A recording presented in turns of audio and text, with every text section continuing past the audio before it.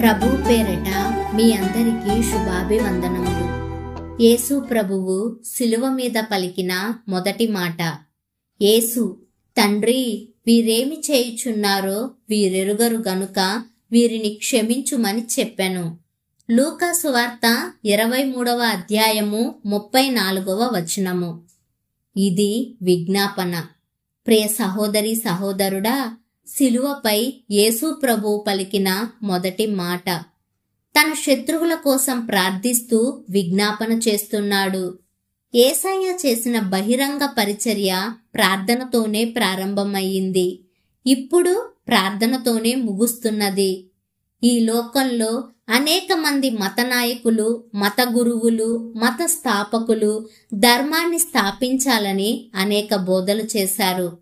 అయితే తమ బోధలను ఖచ్చితంగా ఆచరించి చూపించింది ఈ లోకములో యేసుక్రీస్తు ఒక్కడే. ఆయన సత్యమును బోధించడం మాత్రమే కాదు, దాన్ని ఆచరించి చూపించాడు.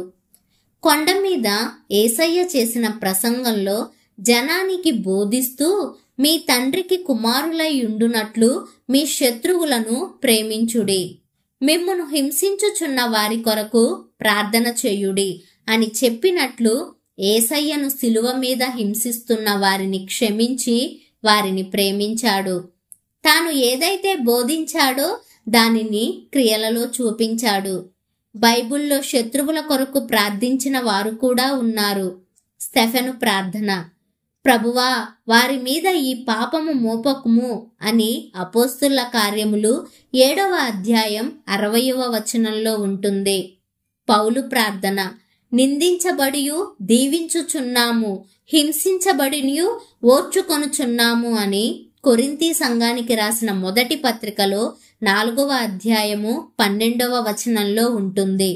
పేతురు ప్రార్థన, కీడుకు ప్రతి కీడును, దూషణకు ప్రతి దూషణ అయినా చేయక దీవించుడి అని. వీరేమి చేయుచున్నారో వీరెరుగరు.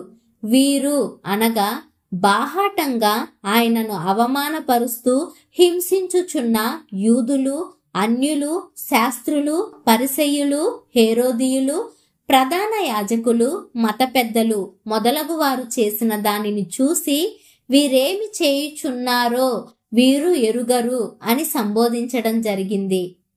దేవుడు బలహీన స్థితిలో ఉండి కూడా ఇతరుల కోసం ప్రార్థన చేశాడు. మనకు కీడు చేసి ద్వేషిస్తున్న వారి పట్ల ప్రార్థించడం చాలా ముఖ్యం. ఇలా చేయడమే మనకు ఆశీర్వాదకరం. దేవుడు సిలువ మీద పలికిన ప్రతి మాట చాలా విలువైనది. ఆ మాటలను దేవుని బిడ్డలంగా మొదట మనం స్వీకరించి క్రియల్లో చూపించడం అత్యవసరం.